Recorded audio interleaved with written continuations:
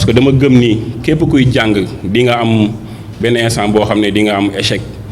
te loolu dafa nekk benn mission boo xam ne dama sentir ni dama dem foofu échec boobu maa ngi door a commencé jàng bi may nekk door a commencé liggéey dañ ma yóbbu foofu en tant que jeune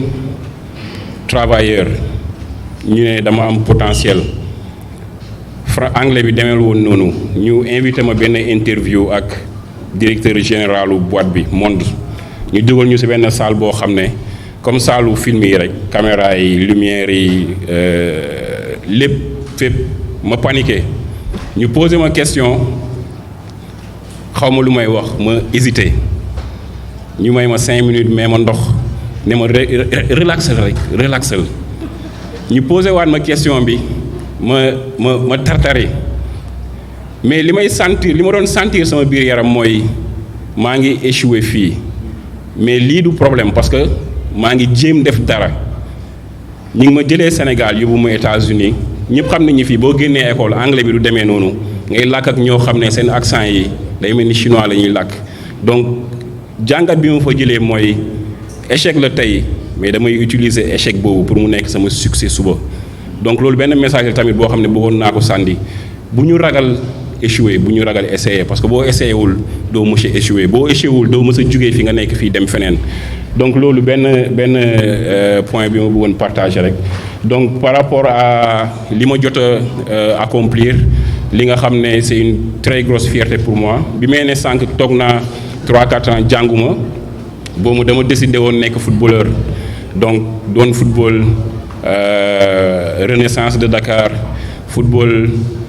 Gorée première division football Police première division jot si am sélection équipe nationale junior benn match éliminatoire Coupe d'Afrique bi ñu joué Gabon hymne national bi muy dal sama fit bi mënuma leen sax expliquer ni mu demee parce que dafa nekk benn fierté boo xam ne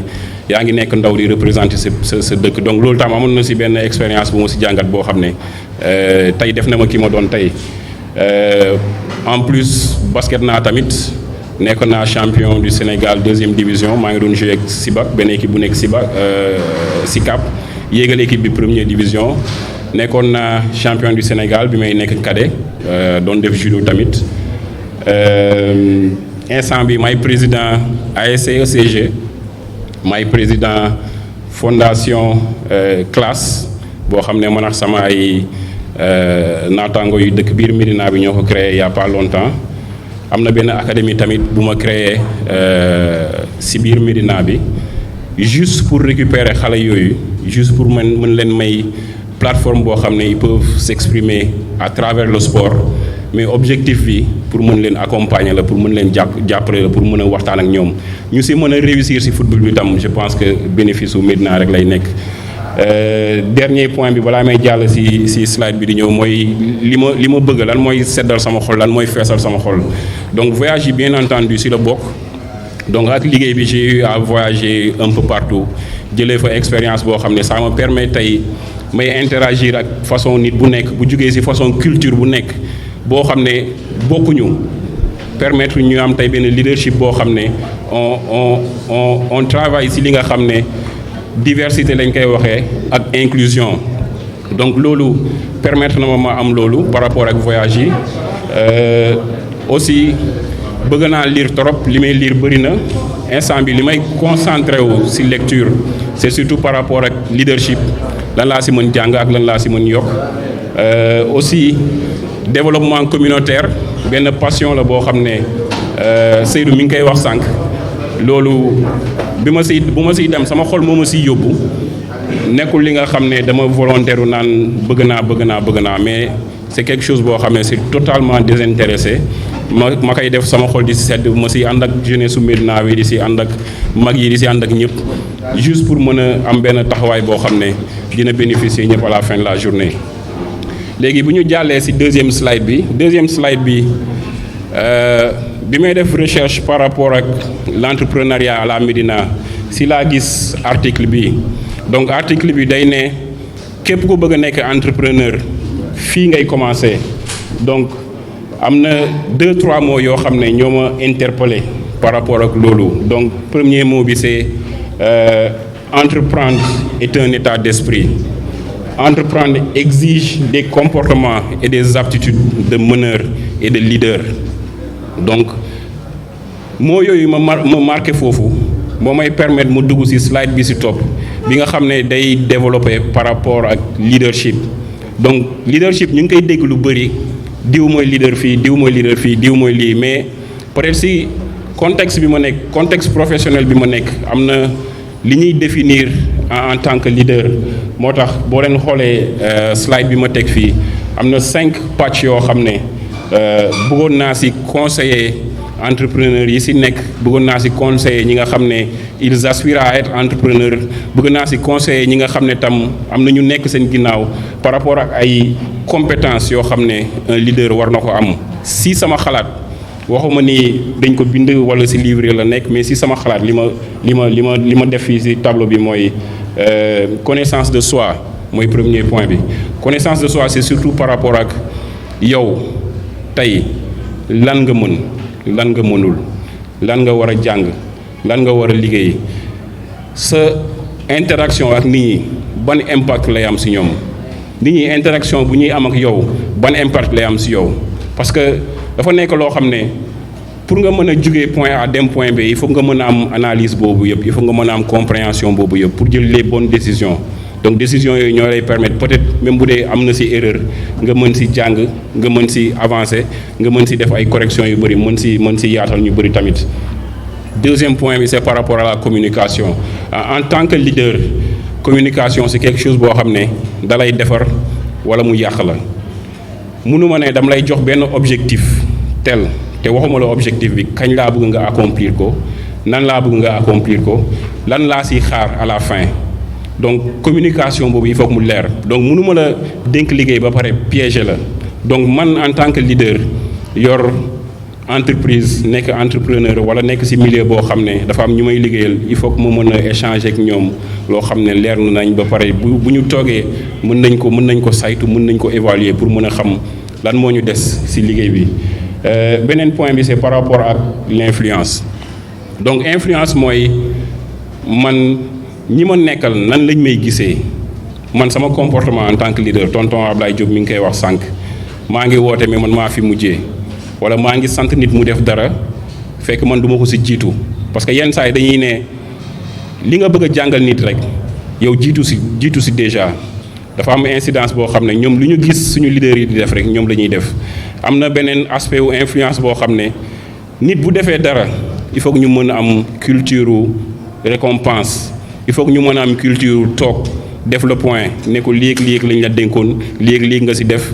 Gëm nañ ni war nañ la mën a jox promotion parce que li nga liggéey doy nañu, mu mën la encourager yow tamit en tant que personne. Beneen point bi c'est par rapport à la créativité. Donc créativité ci jamono yu ñu toll nii ba pare ci li ñuy wax entrepreneuriat dina am solo trop, parce que boo xoolee y a beaucoup de choses yoo xam ne la plupart du temps dañuy gis Samba def ko rek ñun tam ñu bëgg ci dugg pour def ko. Ñu gis ay secteurs yoo xam ne day ubbi. Début bi day boom comme ni ñu koy waxee day booster, mais ñun du ñu bëgg a indi leneen loo xam ne day indi valeur ajoutée. Parce que li may wax toujours mooy produit boo koy jaay, micro bi bu ma koy jaay du micro rek laay jaay, histoire laay jaay. Benn histoire mooy nekk ci ginnaaw micro bi, bu ko defee képp ku gis micro bi dina mën a identifier wu ci micro boobu. Même bouteille ndox même chose, boo xoolee marque yi gën a mag ay Nike, Levi's, ñoom ñëpp am nañ benn histoire boo xam ne nit da ciy mën a associé wu. nu mu munti demee peut-être yenn saa yi dañuy viser benn classe bu élevé bi, prix bi du leen soxal na produit bi ñi doon wax ñoom li ñu identifié wu rek. Donc loolu dafa am solo pour ñu ciy bàyyi xel bu ñu nekkee ci entrepreneuriat, ñu xool histoire bu ñuy créer suñu produit, kan mooy cible produit bi ak nan lañ koy jaayee produit boobu. Donc loolu dafa am solo, loolu mooy wàllum créativité bi. Dernier point bi c'est par rapport au feedback. Feedback du leneen lu dul toog waxtaan def évaluation, am courage yu jël ay décisions yu difficile par rapport ak ñi ñuy liggéeyal. Parce que yenn saa yi ñun suñu culture, par exemple société bi may liggéey nii, ñun sénégalais yi wala waa Afrique de l'Ouest dañuy nekk on est trop en famille, dañuy jiital sentiment yi. te dafa am liggéey boo xam ne dañ ko war a def donc day laaj yenn saa yi ñuy toog di waxtaan di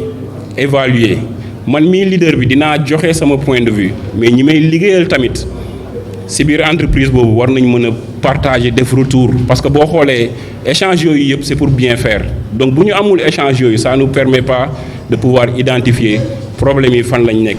lan lañ mën corriger donc séance yooyu ñun peut-être yenn saa yi dañuy am kersa mais je pense que dafa am solo pour mesurer état de santé wu liggéey bi ñii di liggéey comment ils se sentent est-ce que ñu ngi siy gis seen bopp est-ce que bu ñu amee problème si liggéeyukaay bi est-ce que yóbbuwuñu ko seen kër seen jabar wax ñu éclater seen doom yi wax ñu xam nga parce que dafa am solo pour nit mën a am équilibre boo xam ne da koy jëlee bureau bu demee këram wala liggéeyukaayam bu demee këram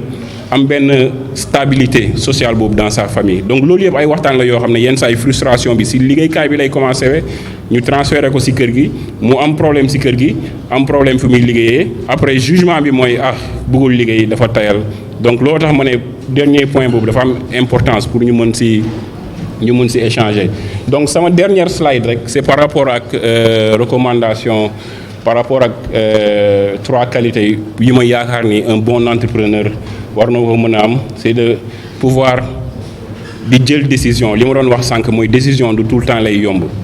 leader di nga am décision booy jël par rapport ak stratégie di nga am décision booy jël par rapport ak communication par rapport ak recrutement il faut que ñu am courage pour jël yenn décision yi donc c'est important boo nekkee ci milieu boobu surtout que entrepreneur nga peut-être que amoo expérience bi amoo ñu lay encadrer ci kaw c'est important nga mën a développer sa capacité à prendre des décisions donc décision boo jël tey mu baax mu bon moom mooy définir sa entreprise fan lay jëm donc dinañ ko mën corriger dinañ ci mën bonifier wu bu dee décision bi baax na donc deuxième point bi c'est par rapport à déléguer les tâches parce que yenn saa yi dañuy bëgg ne man maay patron bi man maa xam lépp man maay def lépp donc loolu boo ko amee sa entreprise nga nekk entrepreneur di bëgg a recruter ñoo xam ne yenn saa yi da lay wóor ni sur tel sujet kii may indi nii moo ma ko gën a xam fuuf donc liggéey boobu man au lieu man ma jéem koo ma essayé ko di ko yenu dama ko koy jox moom mu def ko ba pare je lui donne tous les pouvoirs pour mu mën ko def benn nit mënul def lépp donc délégation boobu ça veut aussi dire que bu may recruter war naa mën recruter des personnes de qualité c'est pas important que ñoo ma ëpp diplôme c'est pas important que ñoo ma mag c'est pas important que ñoo ma ëpp xam-xam mais yow ton rôle en tant que leader responsabilité nga am leader li may wax toujours mooy du buur tappuñu la pour nga nekk buur pour ngay diriger gauche droite leader responsabilité la par rapport ak ñi nga nekkal par rapport ak kii bi muy ñëw fii niveau bi la amoon je me suis assuré que yegg na niveau bi créer na emploi mooy li monsieur le ministre doon wax sànq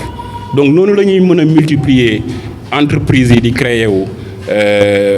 salariés yi di créer wu ci biir entreprise yi donc loolu dafa am solo dernier point bi c'est surtout par rapport ak mën a détacher sama personne man ak sama entreprise léeg-léeg